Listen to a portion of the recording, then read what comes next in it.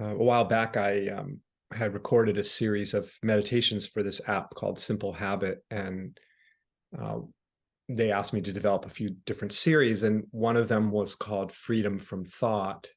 And one of the meditations I developed for that series, um, it was funny. It got quite a lot of negative comments. People can make comments on the app, and it sort of freaked people out.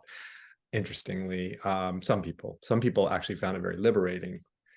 And the essence of it was that um, contrary to what is often the way it's often talked about in meditative practice of sort of cultivating this stance of the witness of thought, the observer of thought, um, the awareness of thought, as a way of um, finding greater freedom and less entanglement with the whole flow of thinking, very understandable. And those kinds of approaches can be quite powerful in that regard.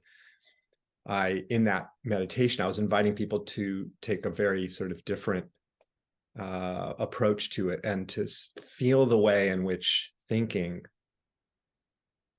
is you, actually, is an expression of you. And in that sense, there's no separation, which there isn't. And so it's not like thought is happening to me. It is that thought is, as everything is, an expression of me, an expression of being. So I wanted to explore that with you. And just as you're sitting here, just feeling a sense of being, which is we're always feeling, but just notice that feeling of being, that feeling of existence itself. Just a simple feeling.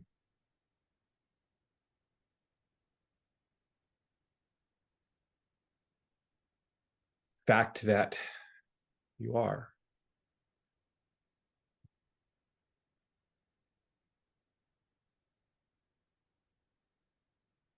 As you feel this being, a sense of being, as much as you may have this sense of it being sort of localized, like being as somehow separate from the whole of life. Just feel the way in which this being, the sense of being, is absolutely wide open, unbounded.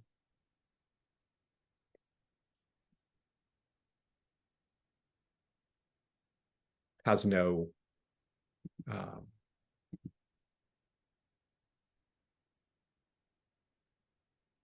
it has no end point to it. It has no finality to it. It has no edge to it, right? You don't find an edge to being. And as you feel this sense of being, it's just here. This notice how the sense of being is simply here effortlessly, arising effortlessly. It is really life, isn't it? Simply being here, inexplicably, miraculously, just here. And notice also that how this being, this sense of being, is truly inclusive of everything. In being, there are no walls, there is no defense, there is no bracing, there is just wide open, the expanse of being.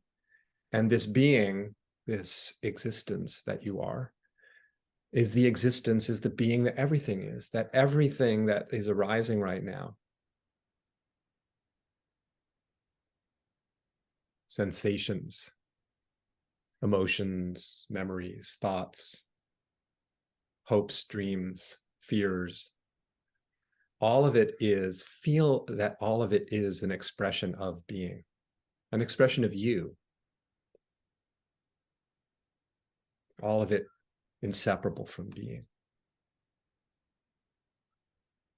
All of it the flow, the effortless, ceaseless dynamism of being in all the different ways being can express and seem to take shape as all of this incredible multiverse of experience, right?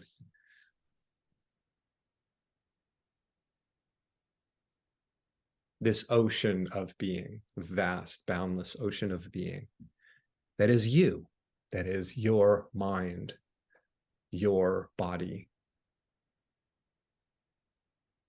your personality, your quirks, your likes, your dislikes, your inclinations, all of it, the flow of this inexplicable, miraculous being, the being of life, the being of everything. This being that is being everything, being you, being each one of us, being all circumstances, all events.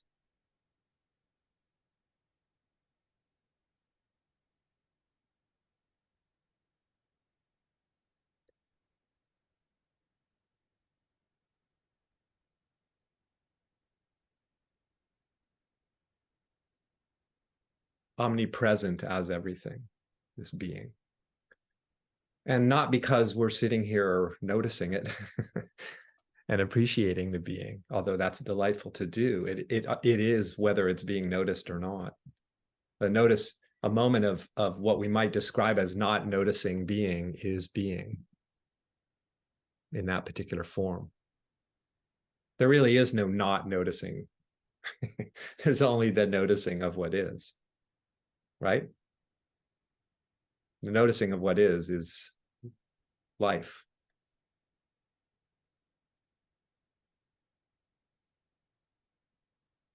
The being that appears as thought is simultaneously the noticing of that thought. The being that appears as sensation is the noticing of that sensation. The being and the noticing, the being and the knowing are one thing. This knowing that pervades everything, inseparable from everything. And again, here, because it is the nature of it to be here, it is the nature of it is intrinsic to reality itself, this knowing, not because we're cultivating knowing through meditation or whatever we're doing to try to cultivate whatever we think we should be cultivating.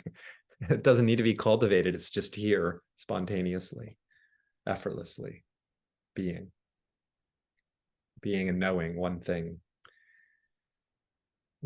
springing forth as all things. So the thoughts, the feelings, the sensations are not happening to us from this perspective. From one perspective, they are. I feel like I'm the subject of my experience, right? I'm having these thoughts, I'm having these feelings. But from the perspective I'm describing right now, and we're feeling into, the thoughts aren't happening to anyone. The thoughts are just happening. They are just the explosion of life, like everything else. The feelings, the sensations, all the life's big bang in each instant.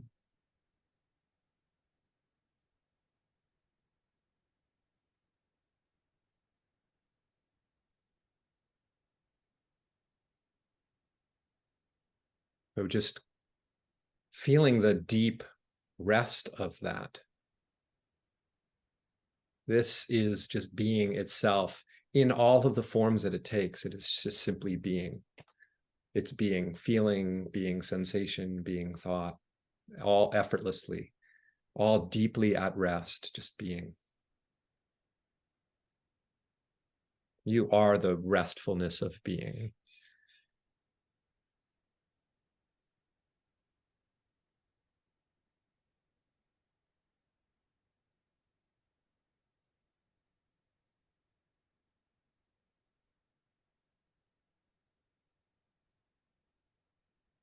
Nothing has to happen, for everything that's happening is this restfulness and dynamism of being. It's restful because there's no struggle. There's not two things, not one thing struggling with something else. There's simply being, the expanse of being appearing as everything. No struggle whatsoever. And we are that being. Even if you feel the sense of being again as kind of localized, almost like a contraction, myself, the being of me, somehow, maybe small. That's an aspect of it. That's one of the ways it shows up, as a sense of localization, of being here, right? But as you feel that, just relax and notice the wide openness, the absolute expansiveness of being simultaneously. Whether we sense it as wide open and uncontracted, or sort of more localized and contracted, it's the same being, doesn't matter.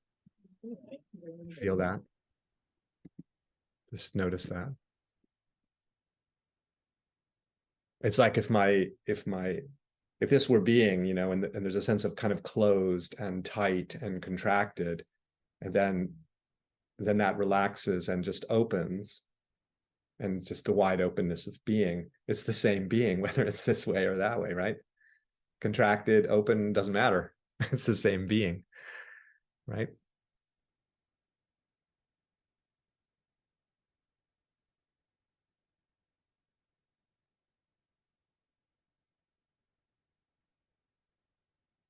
It's like that's that dance of being the individual wave, right? That is interacting with all these other waves, the waves of life, the waves of circumstance, the waves of other people and places and things. And then that's this wave, and that's and again, an expression of reality. All the seeming disparate waves in interaction and complex interplay with one another. And then there's just that can be the noticing of this wave that may feel at times as sort of bound and localized, again, as an individual, is at the same time unbound, right?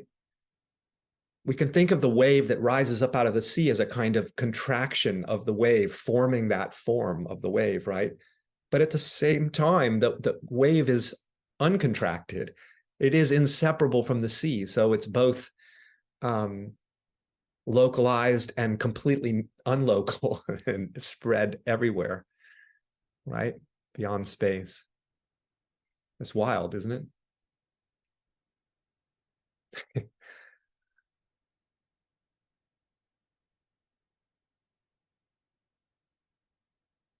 We're quite accustomed to the sense of the bound version of it. So it can be useful to explore the unbounded aspect of it as well.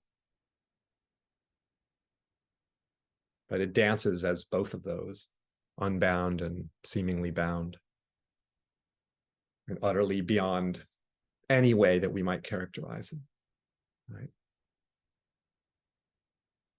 Because those are all just words, just descriptions, and this is utterly beyond description.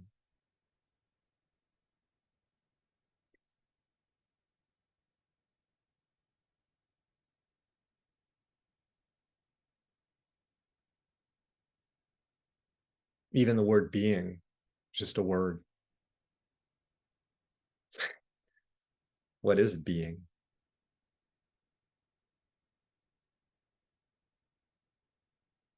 It's pure mystery.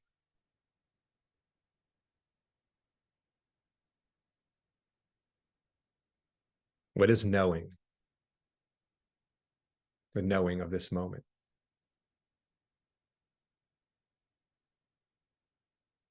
Even if you feel like that, there's some reference point for that word, the sense of knowing, the sense of being. Again, you just feel that, and you are plunged into endlessness, into something that has no conclusion as to what it is. Just the silence of absolute unknowability.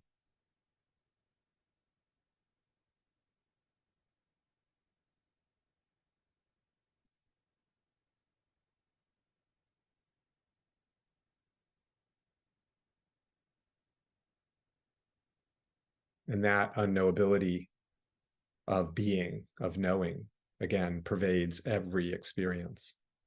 Fundamentally unknowable, unresolvable, empty of thingness, empty of identity, and yet full of flavor and texture and quality. Very paradoxical.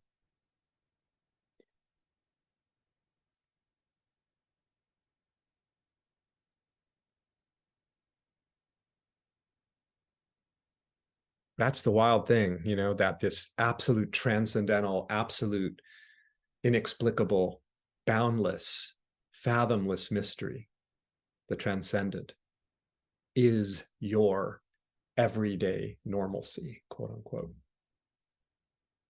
Sitting in front of your computer screen right now.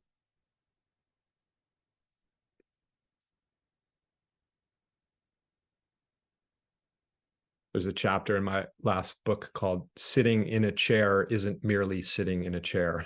It's like, yeah, just sitting in a chair. How many times have I done that in my life? Thousands of times. But what is actually happening that we call sitting in a chair? It's a whole universe, isn't it?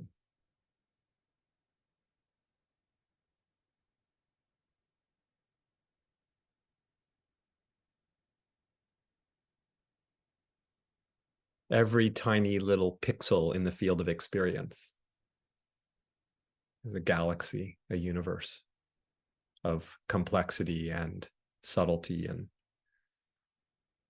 fathomless depth, which can never really be collapsed into some word or concept. Much as it may seem like we live in a world made of words and concepts, that we exist in that world that's been described, no. We live in and as the indescribability.